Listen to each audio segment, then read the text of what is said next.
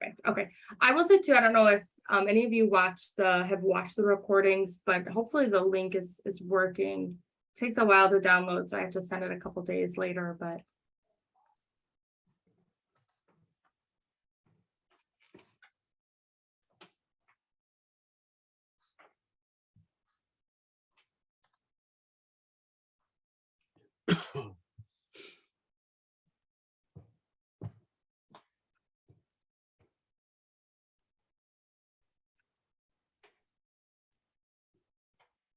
do you guys have a lot of other classes right now, or is it just a couple of them?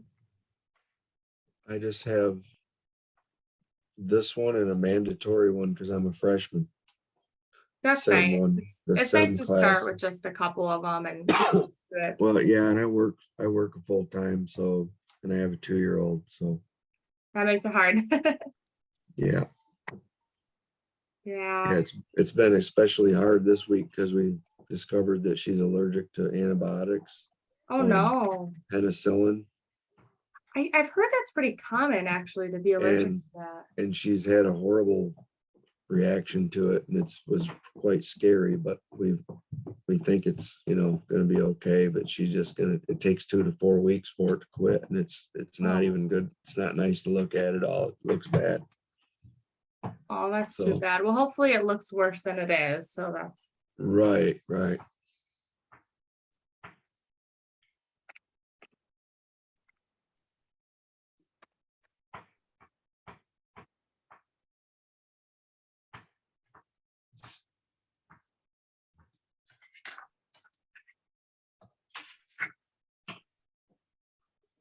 Oh, I had another question too about the direction of the currents. That sometimes, like the videos we've watched, the flow is Changing. counterclockwise, and sometimes it's clockwise, which I read in the textbook. It's it can flow either direction, but even the guy in the video said that doesn't really matter. So I'm like a little bit confused. but- right. So when it flows either clockwise or counterclockwise, it depends on the battery. So if you remember last week, when we talked about batteries, it always flows from the negative end of the battery to the positive end. So like if you look at these pictures, they don't tell you what the positive and negative end is, which is why they might say it doesn't matter. But like sometimes in like the pictures, they will draw, like I'm trying to find if I have an example of one, but sometimes, let's see, let me just Google search it. Sometimes it'll show, oh wait, I forgot, sorry, I thought I was sharing my screen right here, but let me share my screen. So like, here's an example. So something like this, it's going to flow from the negative end to the positive end, which you can see in this example.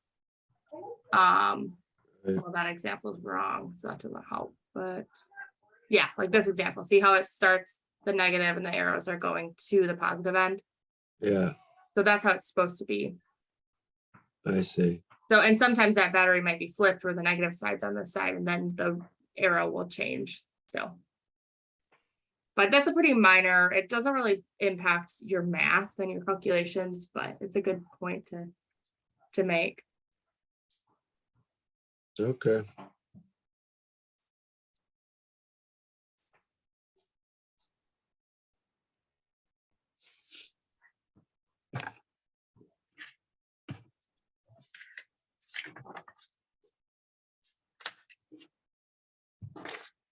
Get started in a minute here.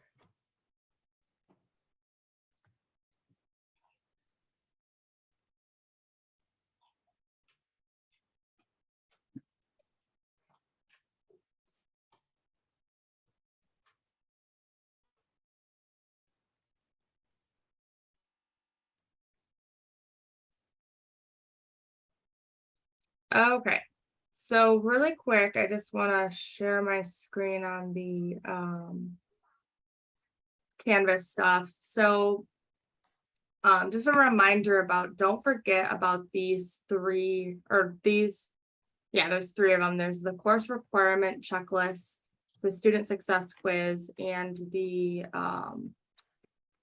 there's one more in here, which I think you'll find it if you click modules.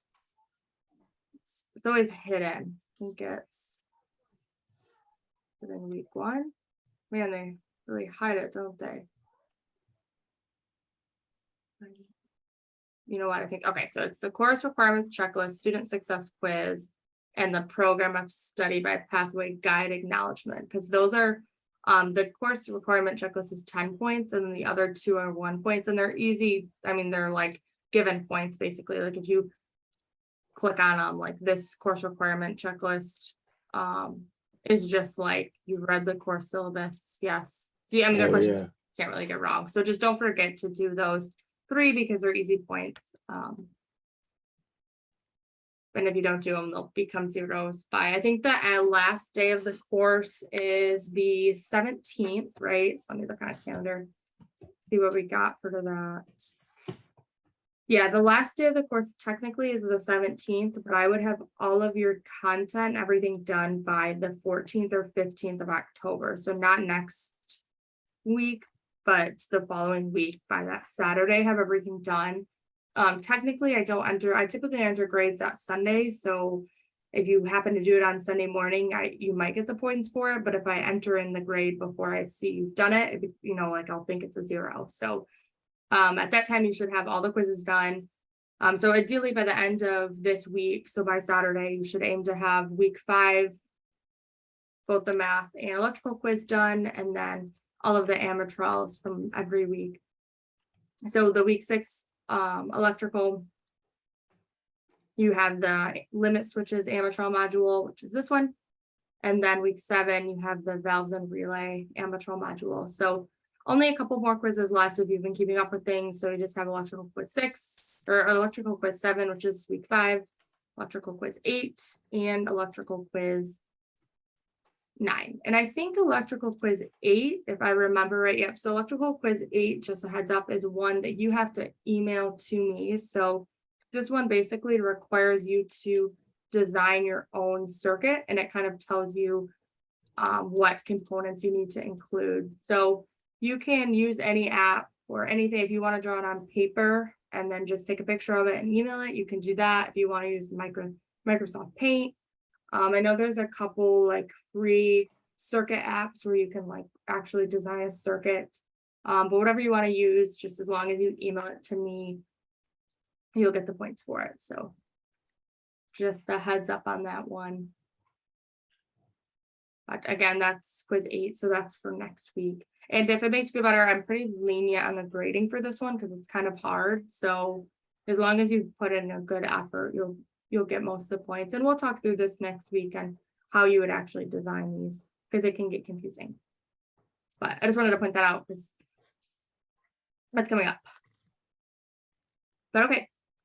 So week 5, which actually, before I start going into all of the confusing stuff, let's just make sure everyone's on the same page. So week 5, there was one video that you're supposed to watch on potentiometers. That one's pretty straightforward. That's not the main objective of this week anyways. There's not a lot of quiz questions on that. All of the quiz questions solely are related to content in lecture 28 through 31. So if you haven't opened this up already, there's this diagram in the week 5, which has 2 figures, this first one here and the second one here. And you can see that I've shown this a couple times by now, but you can see that these 2 figures both are circuits, but they are combination circuits in the sense that they are not just a series circuit. They're not just a parallel circuit. They have components of both.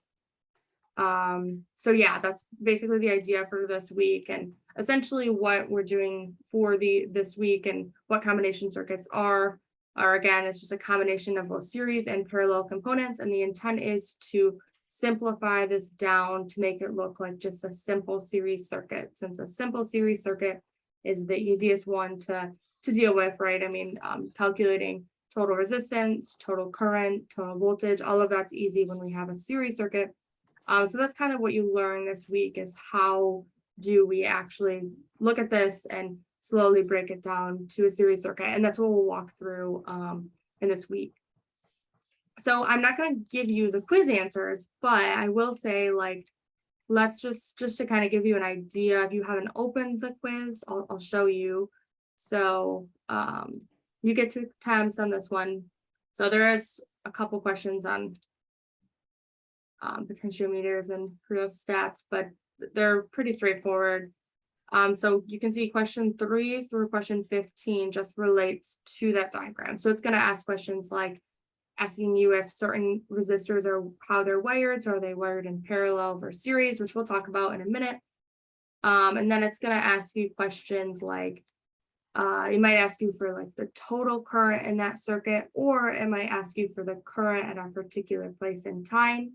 It might ask you for the total voltage of the circuit, or it might ask you for the voltage drop at a particular location. So there's a couple different values this week that you have to learn, or that you should have learned in the past weeks how to solve for. So at this point in time, you should know how to solve for total voltage, total current, and total resistance for both series and parallel circuits. You should also know how to solve for voltage drops, which is the voltage at a particular point in a parallel circuit, or you should be able to solve for I meant series circuit there, or you should be able to solve for the current at a particular location. So if you remember, I think it was last week, we talked about how parallel circuits have,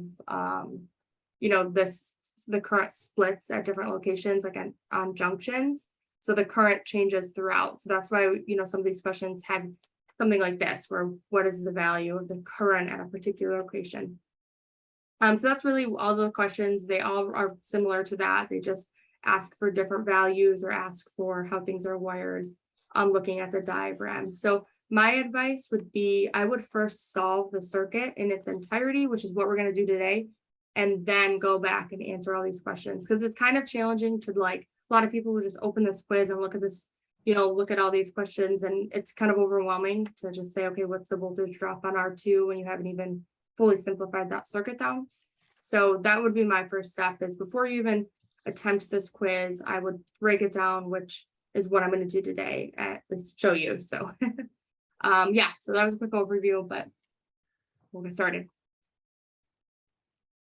Okay, so just a quick note here. I want to talk about rheostats. So and I think we brought this up kind of briefly last week, but how a lot of times in circuit, there's a reason for why you would want to restrict or limit the current. And you can use something called rheostat, which is just a type of resistor shown on the right here to do this. So this basically will control and adjust how much current is flowing. So it's basically a variable resistance that can manually adjust what that resistance is. So the best example of this is something like a dimming light switch.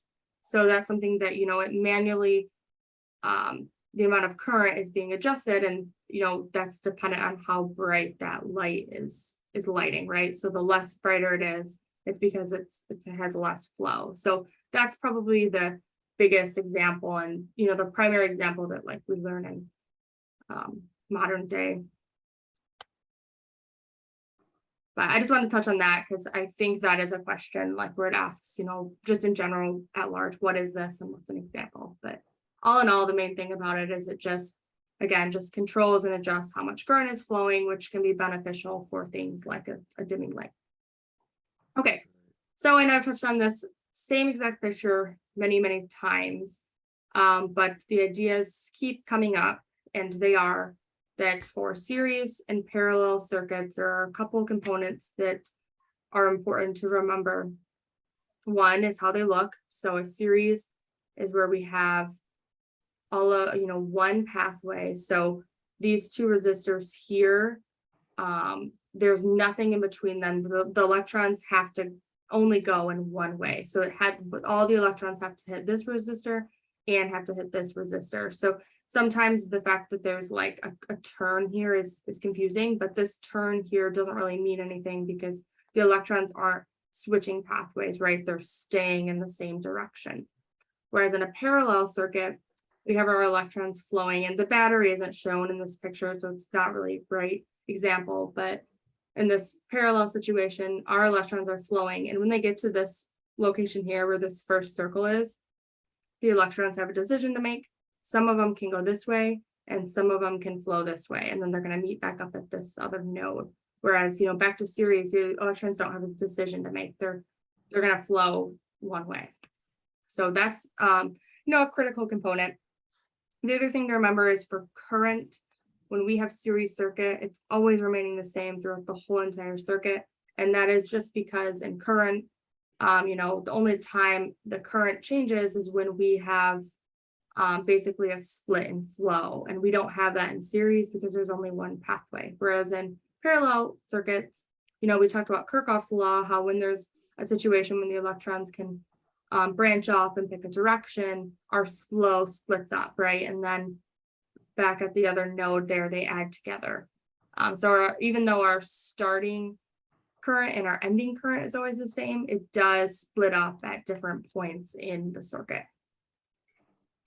On the flip side, voltage is kind of the opposite. So for series circuits, it's divides in parallel. So the voltage can be different at each resistor, whereas voltages in parallel, they always remain the same. So that's kind of a confusing, and I don't like the wording they use here, divides in parallel, remains same in series, because that's confusing where they say the word series above parallel and series, parallel in the series column. But basically it just means that series, if you have voltage drop situations, and in parallel, it's never going to ask you to calculate voltage drops.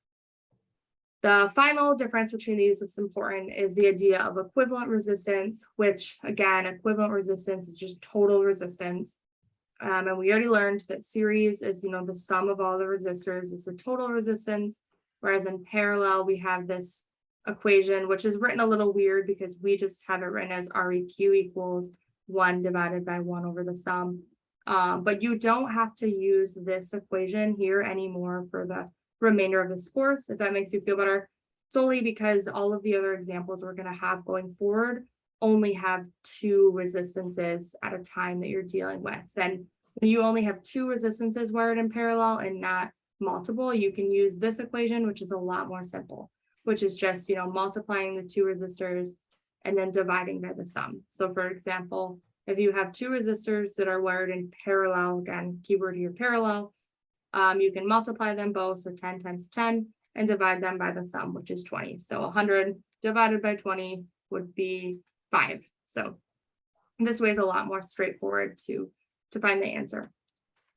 So this is the equation that you will be using. So for this week, basically, you will be using this equation where you're summing up resistors, and also this equation where you're multiplying them and then dividing them by the sum. And what equation you're going to use is going to be dependent on, what your combination circuit looks like, which we'll talk about in a minute.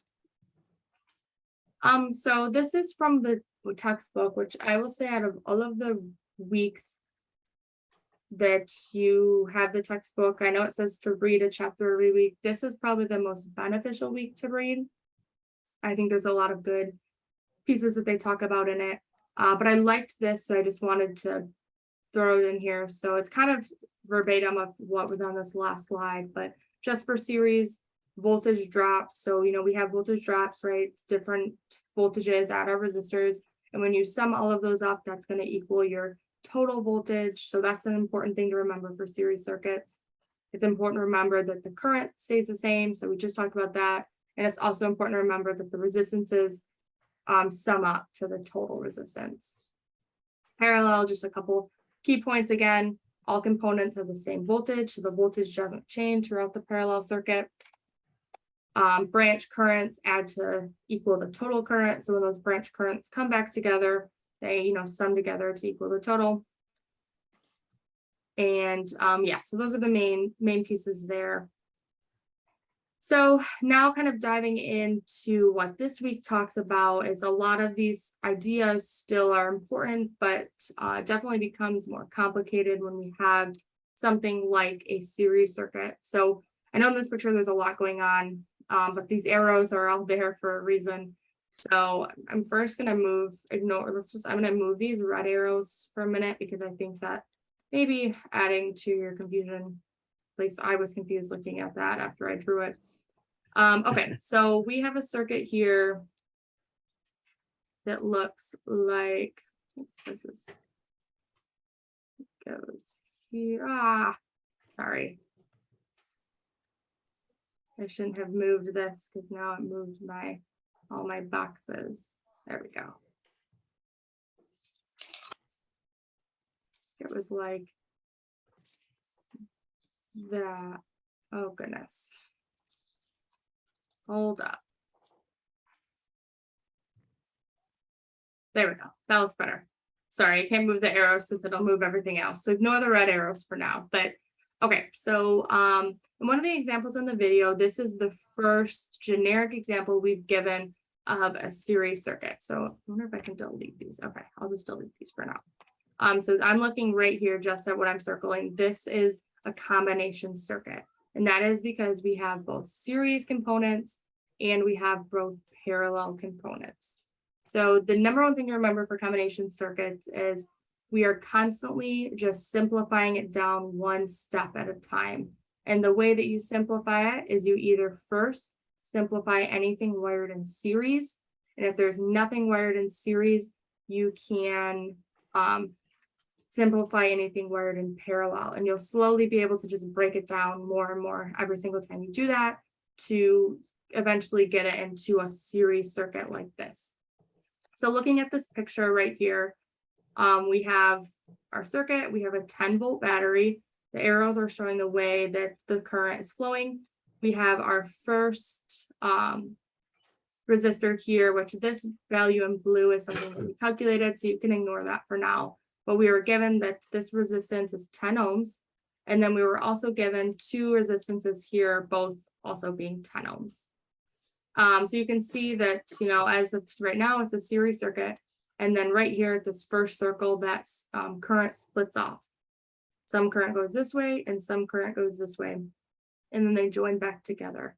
So this is an example of something that is wired in it's a simple parallel circuit. So it's kind of confusing because you might want to say that this 10 ohm and this 10 ohm are wired in simple series, but they're not. And the reason that they're not is because before then there's a chance where electrons are splitting directions. So anytime there's a situation where electrons are splitting directions, that's not a good place to start. So there should be either a situation like this where you don't have electrons changing direction, so you can just sum them because they're wired in series. Or you should have a situation like this where you have two resistances that are wired in parallel. And by parallel, they should be on parallel lines. So like in elementary school, you learn vertical and then diagonal, and then you learn parallels when you have two lines that are, the same slope. So when you have two lines here that are in parallel and you have two resistances on the side of them, that's where you want to start typically. So in this example here, we can simplify this circuit just by looking at these two components here. So we can simplify this combination circuit by first finding the resistance or the equivalent resistance of these two resistors. And you can do that because we know the resistance equation is just multiplying the two resistors divided by the sum. So 10 times 10 equals 100 divided by 20, which equals 5 ohm. So on this picture here on the bottom right, all this is showing is simplifying this top circuit into this one, because we know that these 10 ohms are going to add to an equivalent resistance of 5. So then we can just write 5 there instead of writing 10. So we basically removed that parallel component. So that is why actually the word equivalent, how I kept saying it's the same thing as total. So equivalent just means it equals the same thing, right? So that's why they use the word equivalent. And it's because when we get to this week, it's not saying that the total voltage here is 5 ohms. It's just saying that the equivalent resistance for these two 10 ohm situations is 5. So that's how we went from 10 to 10 to 5 here. And now, once we got rid of that parallel component by simplifying it, you can see that this is a lot more manageable. So now we just have this 10 ohm resistor from this one right here, right? And then this 5 ohm resistor, which happened when we simplified it. And now looking at this, we can easily calculate what the total resistance is because we have a series circuit. So we can just sum it together and get 15. So that's what's written here, 15 ohms. And since we already knew that the voltage was 10 volts, we can easily find the total current by just, using Ohm's law and finding that the current is 0.6667 amps. So I just want to pause and make sure, because this is really the most critical piece to understand. Does this make sense? Basically how we went from the two parallel resistances and found 5 and then created this circuit off of that?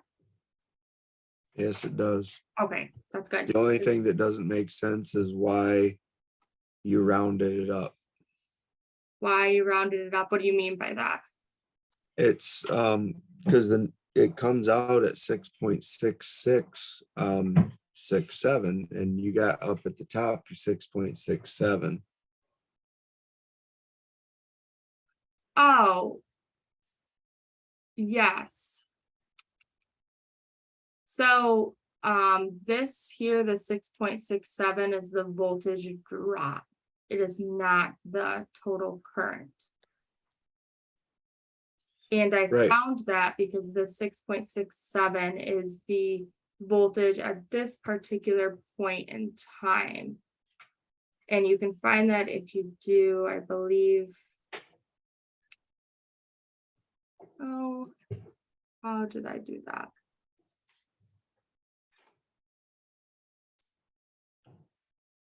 Okay, yep. So sorry, I have to think about this for a second because this is always. Yeah, I do too every time I look at it, but Okay, so the way, okay, sorry, now I remember. I have to think about that. This is where it gets confusing, I know. So, okay, so does this make sense? Calculating the Yeah. total, all of this does, right? Total, okay. So the way that we got this number here, so we can calculate the voltage drop at our particular location by using our total current, which we calculated to be 0.667, because that means we know that 0.667 is the current going into this voltage, right? Or into this resistance, we know it's 0.667 current because that's what we're started with. and you So that's times it going by in your, to this 10 ohms. So then we can multiply, we can use Right. Ohm's law and find the voltage at this particular location by taking the resistance at that time and multiplying it by the total current, which is Mhm. 0.667. So before we used 15 here, but that was because we were calculating the total voltage, right? Right here, we're Right. just calculating the voltage drop. So the voltage drop is found by taking the total current, 0.667, multiplied by the resistance at that time, not the total resistance. Yeah. So like Okay. if we did the total resistance, like if we wanted to find the total resistance of this is 15.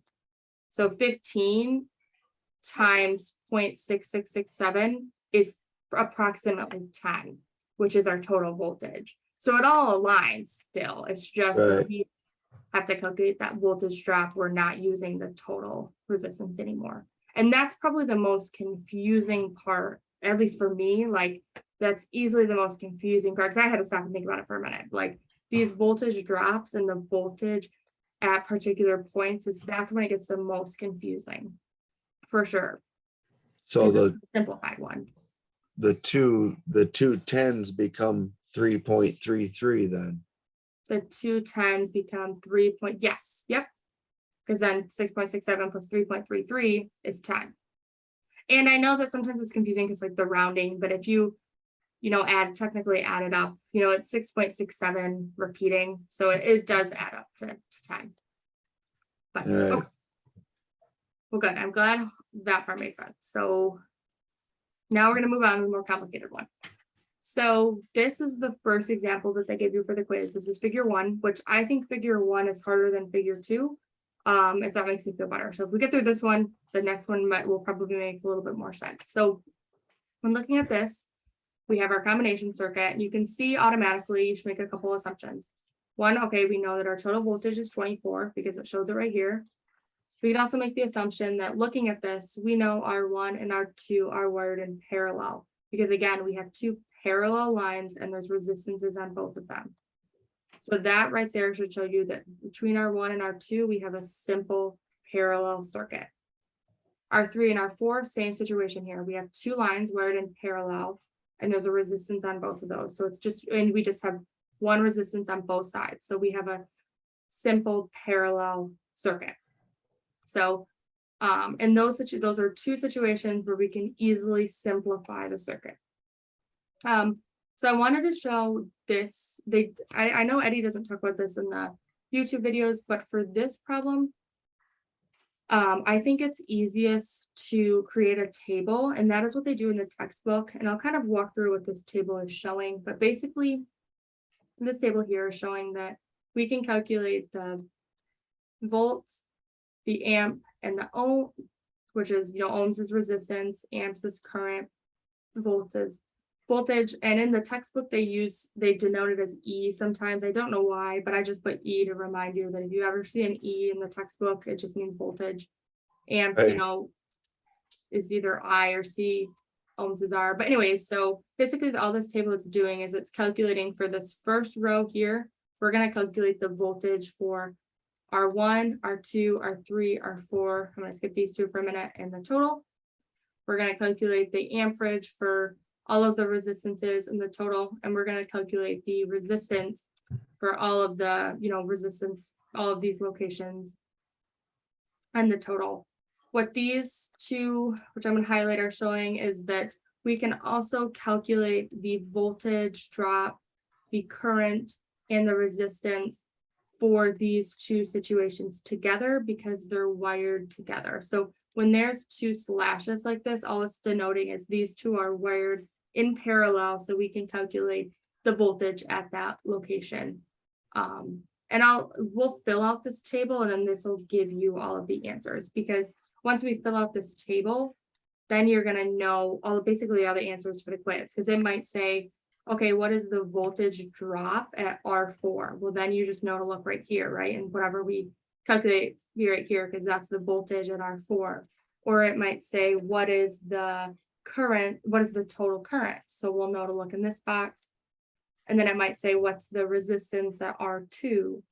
Or what's the resistance at the parallel circuit of R1 and R2? We know to look in this box. So that's why I like to, when I'm first teaching this, I like to have this table here. So we're going to basically fill out this whole table and walk through it. So you really will have all of the answers for all of the questions related to figure 1 after today. Okay, so the first place to start is right here. So we already talked about how these two are wired in parallel, and R3 and R4 are wired in parallel. So we can easily break this down by using that simple equation here, R1 times R2 divided by R1 plus R2. So that's exactly what we did, or what the books do in this situation. So this 71.4 is found by taking 100 times 250 divided by 100 plus 250, because again, these are wired in parallel. So we can simplify them by using that parallel resistance equation. Likewise, we can do the same thing for this situation. So we have 350 and 200, 350 times 200 divided by 200 plus 350 is 127. So that's how we got 127.27. And what these two numbers are is this is the resistance at these locations, right? So you can see that it's R1 and then the parallel slashes and R2, which if we went back to this table that we drew, what we just found is right here. So we found the equivalent resistance for this situation where we have R1 and R2 wired in parallel and R3 and R4 wired in parallel.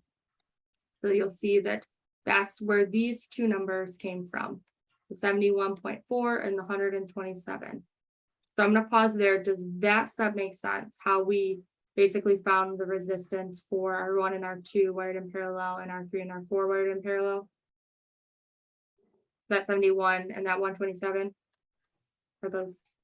Okay, there's no questions or there's no comments. I'm assuming everyone gets it. So now the next step, looking at this table, so the next thing we can find is now that we have this equivalent circuit, we can easily calculate the total resistance, because now we have a series circuit and we just have two resistances wired in series. And we know that the equation to calculate total resistance is to just sum them together, which is 71 plus 127 and some change. So that is where this number right here came from, this 198. Again, that came from the fact that we can add these two together, and we can add those two together because we created the series circuit where they're wired in series. Okay, so that was probably the hardest part. So if you understood, basically what we should know now is we know these three numbers. We also know that the total voltage is 24, and we know the total voltage is 24 because it's whatever the battery is. So whatever your battery is your total voltage. So now the rest of this is filling out the rest of this table. And you can, this is where now you can do a couple different things. So the first thing I would do is, now that we found total voltage, because it was given, we found total resistance by summing these two together, we can easily find total current because we can just use Ohm's law. So total current V equals I times R. So it's 24 divided by 198.7 will give you 0.120 amps, or you can write this in milliamps and write 120 MAs. I like to keep mine in amps just because I think it makes it more easy, but like you can see that in the textbook, they leave it as 120 here, and it's because they have this little M, which means milliamps, and you know, there's 1,000 milliamps in 1 amp. So they just multiply 0.12 by 1,000 to get that number. But I like to leave it like this. However you like to leave it is fine. Okay. So now that we have that 0.12078, we know that's the total current, right? Because that's what we found by using Ohm's law. And the other interesting thing here, that this is where you kind of have to make a couple of assumptions and there's not math, but since we know that this total current is 0.12, we also know that the current at R1, R2, and R3 at 4 when they're in parallel is also 0.12. And we know that because looking at this situation here, this is wired in series now. And if we have 0.12 here, it means that we have 0.12 throughout this whole entire series circuit. Doesn't mean that at R1 the current is 0.12 and R2 it's 0.12. It means because we only know it in this situation because it's a series. Later on I'll show you how to find what the current is at those specific points where we only know that they're the same at the equivalent points, if that makes sense. Okay. Yes. So was there a question? No, yes, it makes sense. Okay, perfect. Okay, so I'm gonna delete this out of the way because it's gonna bug me. There we go. So the next thing we can find out is we can find the voltage drop or the voltage at these two locations, and we can do that because we know the total current and we know the resistance at these times. So we knew for the R1 and R2 wired in parallel, we knew that the total current was 0.12, and we knew that the resistance at that time was 71. So 71 times 0.12 is 8.625. Likewise, we can calculate it for R3 and R4 wired in parallel because we knew the total current and we knew the resistance at that time was 127 to give us 15.3. And if you're noticing any trend here, it's that Ohm's law is working. You know, sometimes Ohm's law is confusing. We're always using Ohm's law this whole week, but it's confusing because sometimes we're not using the total resistance or the total current. You know, we're using what the current is at a particular point in the circuit. The reason this table is nice is because it's actually working out perfectly in each column. So you can calculate these blanks here if you have two of the three, because we know the voltage at every location, the current at every location, and the ohm at every location. So like that's how you could easily, like if we didn't have this 0.12, but we had this 8.6 and 71.4, we could use Ohm's law on the side here and calculate this 0.12. It all is connected. But yeah, okay, so now what we have filled out is this whole section here. So we calculated all of our total voltage, amperage, and resistance. We calculated what it is at both situations where it in parallel. And now we have to calculate what they are at each individual component, which this is where a lot of the questions on the quiz are. So and this is where there's not really math involved. It's more, you have to look at your combination circuit and make assumptions.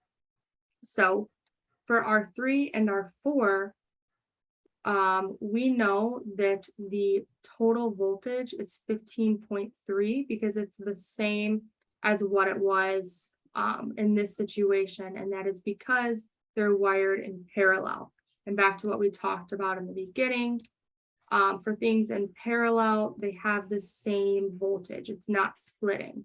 So since we know that R3 and R4 are, wired in parallel, it means that they have the same voltage. So that is why 15.3 is also 15.3 for each individual branch there. Likewise, for R1 and R2, it's the same thing. So we know that R1 is 8.6 and R2 is 8.6 because that's what we found the voltage was when they're wired in parallel. And going back to this, since they're wired in parallel, it means that the voltage is the same throughout. So that's how you got 8.6 there. And the final step of this, and this is what some of the questions will say in the quiz. They might say, what is the voltage drop on R2? And the answer would be 8.625. We already have it all filled out. Might say, what is the total current? It's 0.12 or 120 milliamps. Once you have this table filled out, it'll be easy. So then you can see now we have 4 blanks here, but they should be easy to solve because we can make assumptions, but we really don't have to because we can just use Ohm's law since we have 2 of the 3 values. So we're looking for amp, just current. So we're using V divided by R here, right? V divided by R, which is voltage divided by resistance. So we can just do, this would equal 8.625. I can't type today. 8.625 divided by 100, which you type it in your calculator, divided by 100 is 0.086. And you will notice that I have this in amps, right? But in this, and on the exam or the quiz, it's probably written like this because they wrote it in milliamps. So if you wanted to convert that 0.86 to milliamps, we would just multiply by 1,000. And if you multiply 0.086 by 1,000, you get 86. Can I ask a question? Yeah, of course. Are you purposely putting the wrong numbers at the R1, 2, 3, and 4 on your because the textbook has, and I've already worked this whole problem, but it's showing it's 8.6275, but your picture that you made is 8.625. Oh, yeah, that's just a rounding thing. When I did it, I probably just knocked off a few numbers because I didn't want to write them all. Right. You won't ever get a question wrong in the quiz for that. They're always going to show, it's never going to show like more than 1 decimal point, or it's not going to, like, your answer choices are never going to be 8.6, 8.7, or 8.1. They're always going to be like 8, 15. So there'll be some leeway there because, that's just a rounding thing. Probably when I typed it into my calculator, probably at this point here, I knocked off a few numbers because I didn't want to write a whole list of numbers. So that's the only reason they're a little different. The textbook's probably more accurate because they 8.62. Yeah, that's all it is. So yeah, well, I noticed like that's what I logged in early for, was because they, I almost feel like even the textbook was you know, just kind of giving you an example. It wasn't like perfect math even. I don't know, but Yeah, um, they were that's the close. hard. They were close, but they rounded up sometimes and sometimes they rounded down and it made it a little bit confusing for me, but then I realized that it really doesn't matter because it's close enough, I guess. So, Mhm. If it helps, if it's confusing to you, you can round it so it just has one decimal and you will get the answer on the quiz. Because you know what I mean? Because like I said, you're not gonna have answer choices on the quiz that are 15.1 and 15.2. So if you want to round them all to just one decimal place, you can do that. And to which I think you probably learned, I'm assuming in one of the weeks for math, you learned how to do that. But in order to round it to just one decimal point, look at the decimal point after it. If it's above 5, you round up. If it's below 5, you round down. So for example, the yeah. 71.429, if you wanted to round this to just one decimal, it'd be 71.4 since the number after it is less than 5. Uh-huh. On the flip side, something like, I don't know, if you had, oh, here, 198.7, if you wanted to round this up to the whole number, it'd just be 199 because the number after the 8 is greater than 5. So Right. if you just want to round it so it has one decimal point, you'll get the answer. And that way, just carry that all the way through. Okay. But okay, so just be mindful on the quiz because I think that the answers are going to be in milliamps. So just again, to convert, you just have to multiply or divide by 1,000, depending on if you're in amps or milliamps. So just be careful of that. Likewise, so we know that this is 0.86, which sorry, I cannot type today. Because it's the same number. And then this would be let's do the math. 15.3 divided by 350, which is 0.043.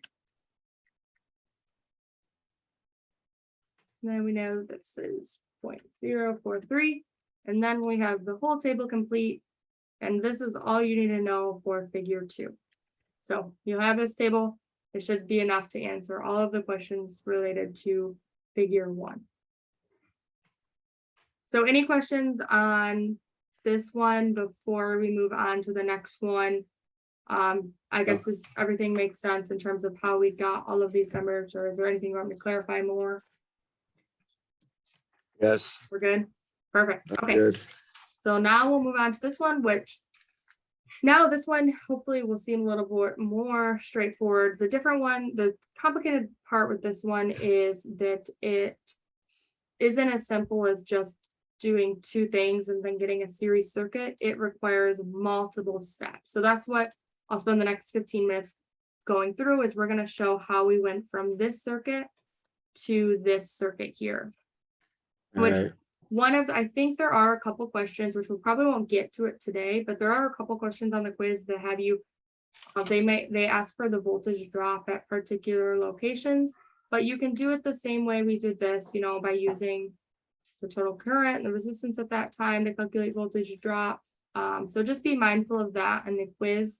But like I said, we probably won't have time to get to it. So if there's any questions, like if you get stuck on that component of this figure 2, just send me an email and I can walk through it. But I think the main thing is I think it's important to walk through how we get to the series circuit, because one of the questions is what's the total resistance, and that's where you want to start with this. So yeah, so how you do this one.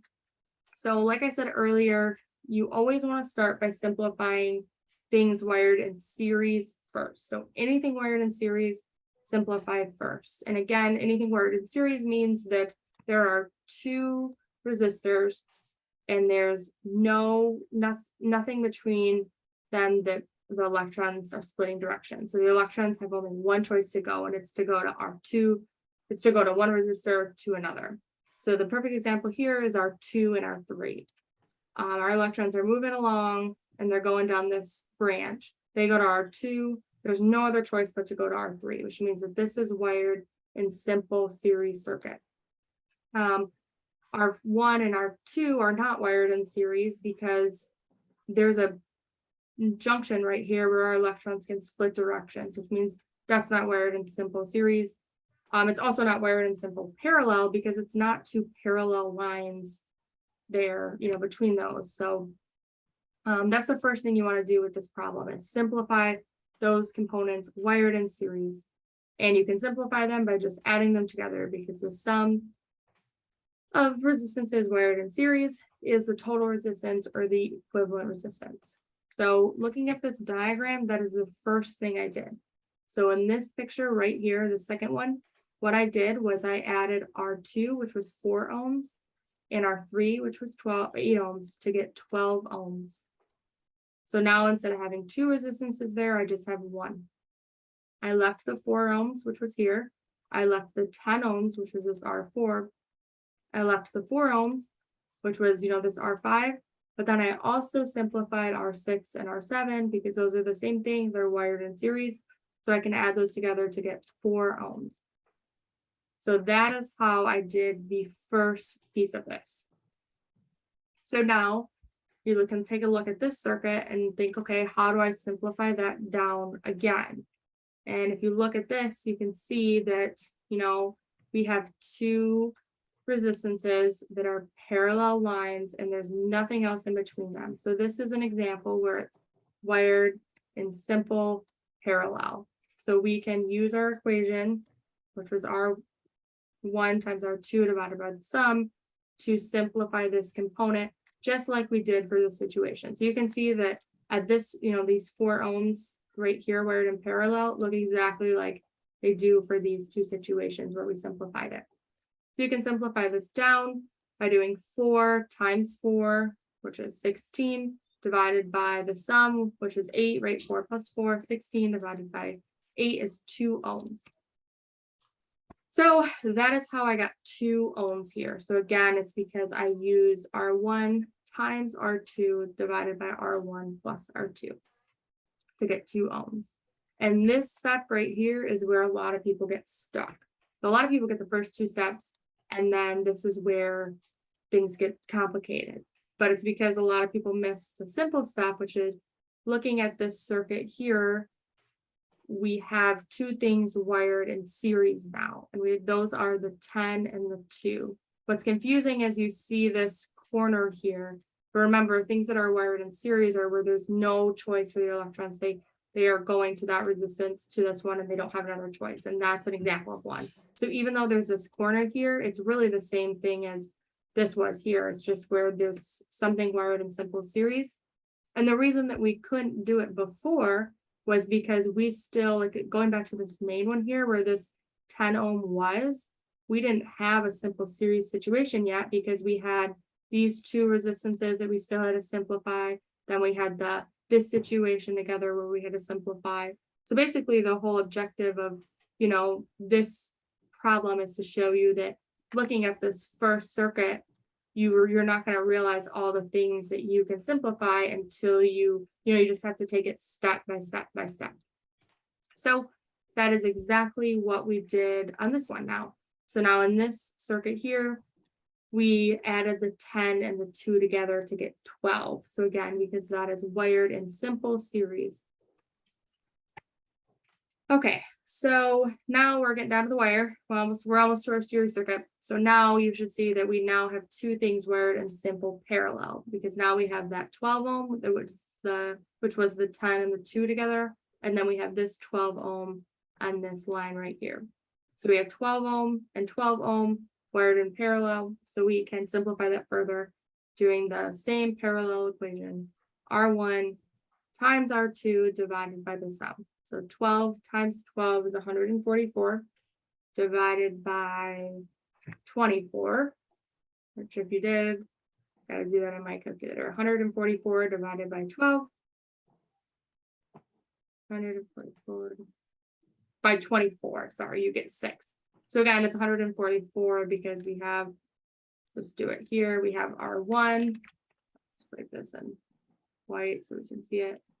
R1, which was 12, times R2, which was 12, divided by the sum, which was 24. So 144, 12 times 12 divided by 24 is 6.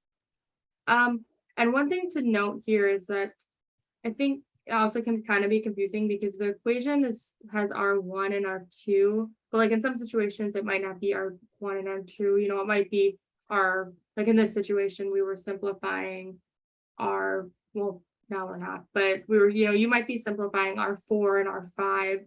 It's still, you use the same equation, but the subscripts in the actual equation just mean that you multiply the two resistances. It doesn't mean that like it's always going to be labeled R1 and R2 in the problem.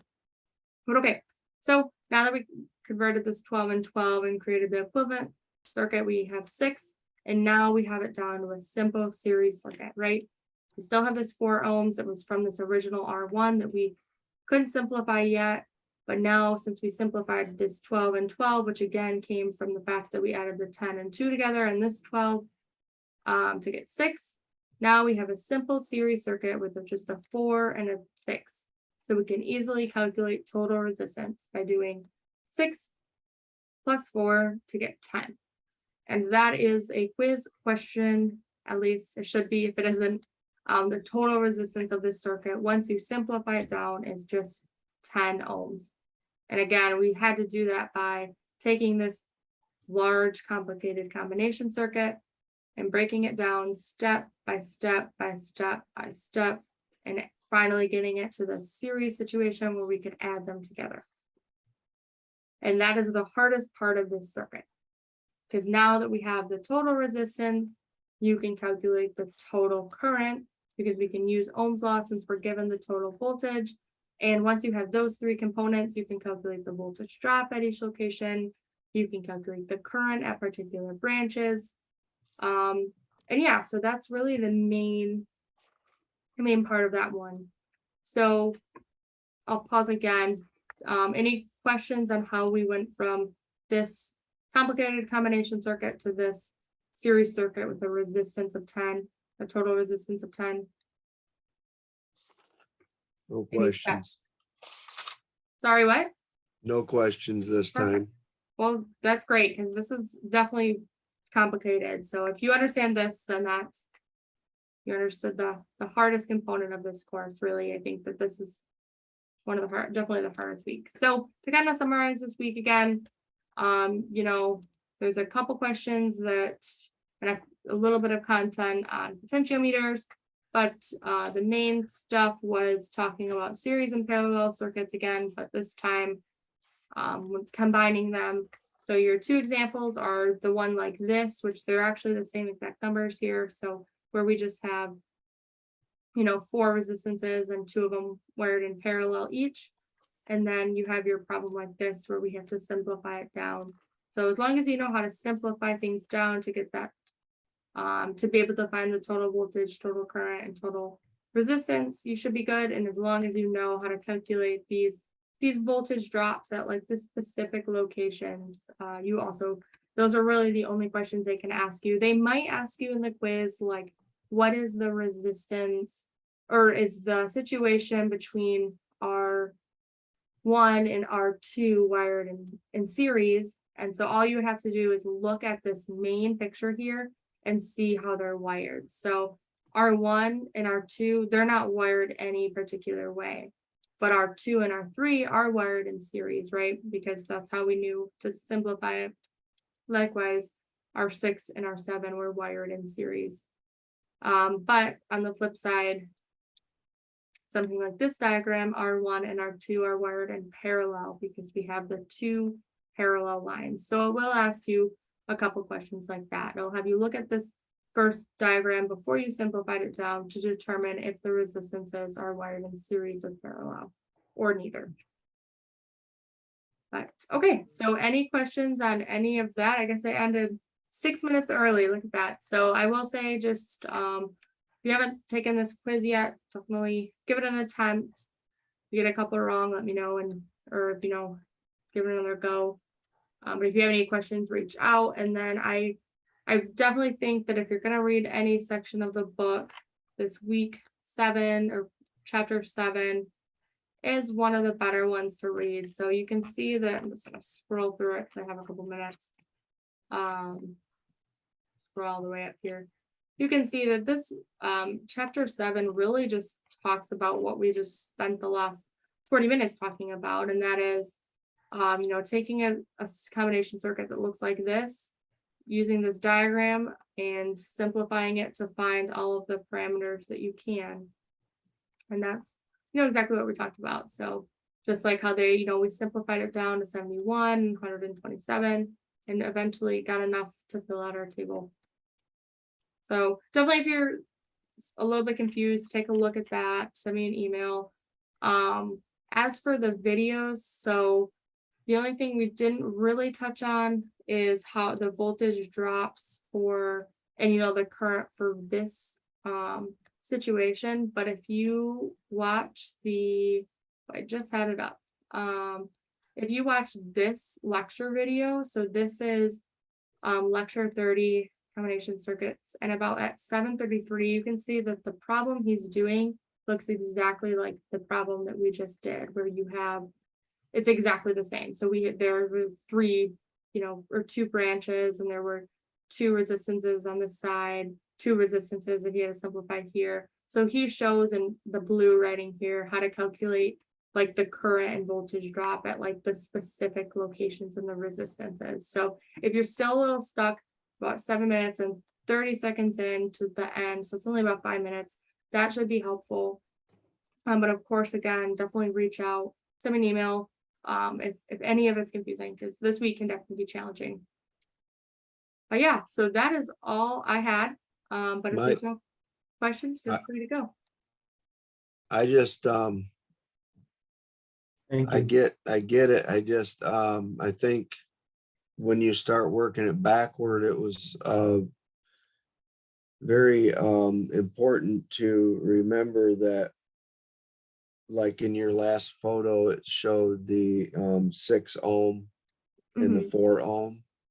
Yep, right here. And so when you start working this backward, you have to remember to put your voltage drops at each resistor the same. Yes, yep. So though both of those 12s in the next picture over, both of the 12s become 3 volts each or whatever. Yes, good point. Yep, and that goes back to the same idea here, where if they're wired in parallel, they have the same voltage. So it's kind of the same idea there. And yes, that's a really good point, because that is definitely one of the more challenging things, is that's when you have to make the assumption yourself, and you know, Right. it doesn't tell you. That's the assumption you were talking about probably, but okay, I think I can ace this, but we'll see, you know. Well, hey, you got 2 attempts, so take an attempt. If you get a couple wrong, you know, let me know if there's anything that's confusing, or you know, if you can't figure it out, I can try to talk through an equation or something that might help. So All right, have a good night. Thank you. yeah, thank you.